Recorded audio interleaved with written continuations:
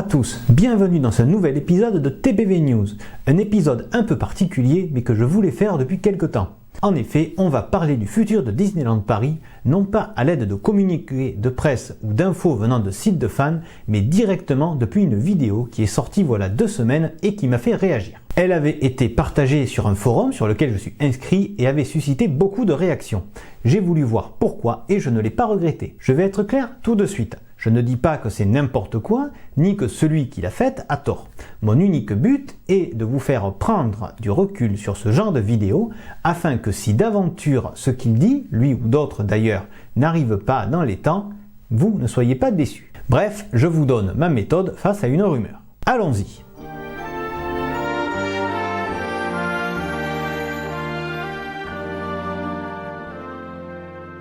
Salut à tous, alors aujourd'hui j'ai des informations par rapport au futur de Disneyland Paris qu'aucun blogueur ou youtubeur n'a pu encore divulguer. Alors restez bien jusqu'à la fin parce que je pense que vous allez être assez surpris des attractions qui vous attendent. Bon, le ton est donné, il va nous livrer des exclus. Et pourtant il y en a des sites de fans. En effet, on connaît enfin les 2 attractions prévues pour le parc Disneyland, ça a été acté, donc les décisions ont enfin été prises, et il y a aussi pas mal d'informations complémentaires que je vais vous donner. Alors je vais commencer par préciser mes sources, pour ceux qui se demandent d'où je tiens toutes ces informations. Alors mes sources viennent d'un Imagineer que je ne peux pas citer, car il souhaite garder l'anonymat. Ce que l'on peut comprendre, parce que c'est vrai que la Walt Disney Company, elle se réserve le droit de communiquer sur les nouveautés de Disneyland Paris, quand elle le souhaite. Puis vous imaginez bien que si je dévoile son nom, il risque sa place au sein de l'entreprise, et c'est clairement pas le but. Moi j'ai la chance d'être totalement indépendant, je ne suis pas en contrat avec Disney, c'est pour ça que j'ai la liberté de vous parler de ses projets. Ça, c'est un peu ce qui m'a fait bondir.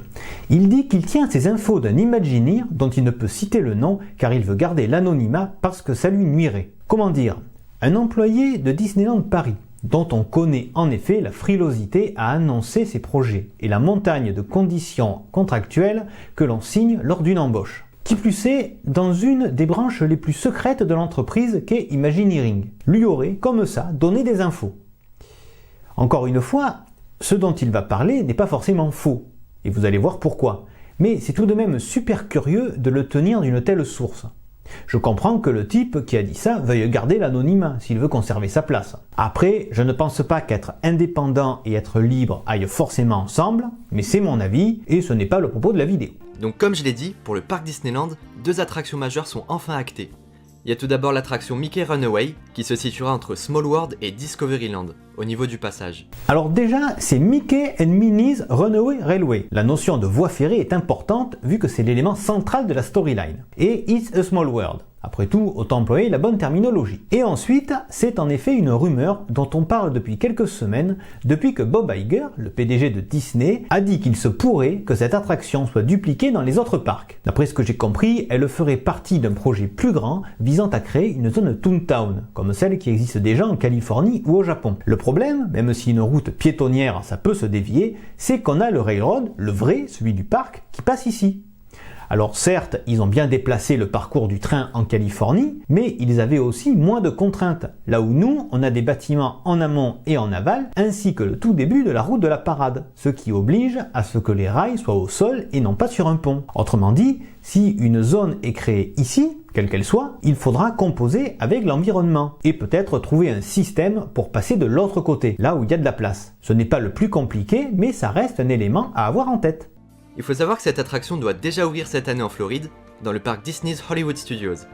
Et c'est la toute première attraction qui met en scène le célèbre personnage de Mickey Mouse dans un parcours scénique. Je trouve que c'est vraiment une excellente idée, parce que cette zone du parc avait clairement besoin d'attractions plus récentes. Là, je ne peux rien dire. C'est vrai que ce coin-là, précisément, est assez pauvre.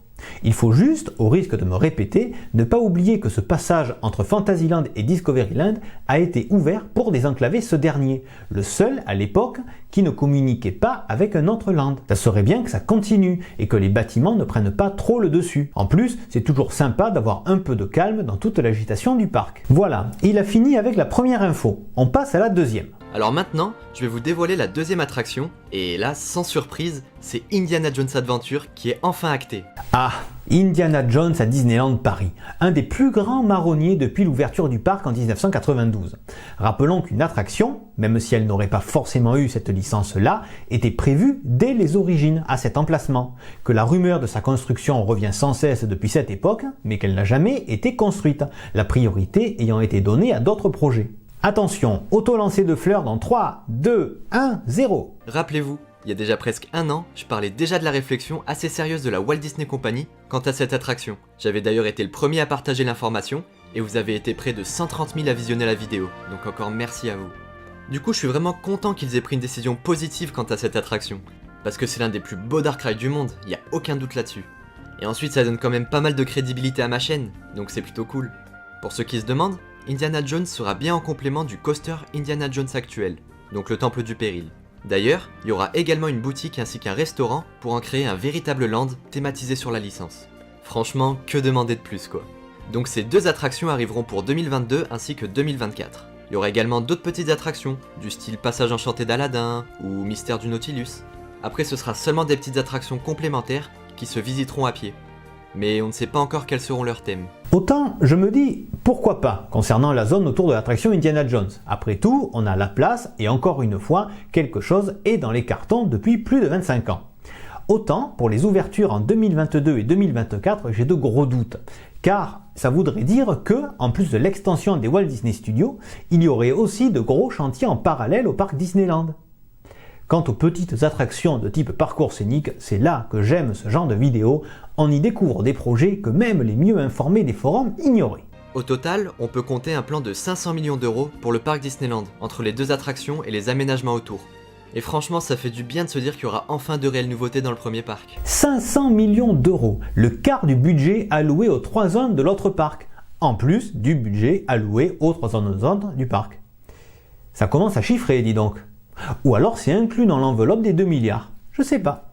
La suite de la vidéo est justement en rapport avec le parc Walt Disney Studios. Donc on va s'arrêter là et on se retrouve très vite pour continuer à voir tout ce qui est prévu dans les années à venir. D'ici là, n'hésitez pas à commenter cette vidéo, à me dire ce que vous pensez de ces potentielles nouveautés, car même si c'est acté, ce n'est pas encore officiel pour le moment, à vous abonner à la chaîne et à activer les notifications. Merci pour votre écoute et à très bientôt.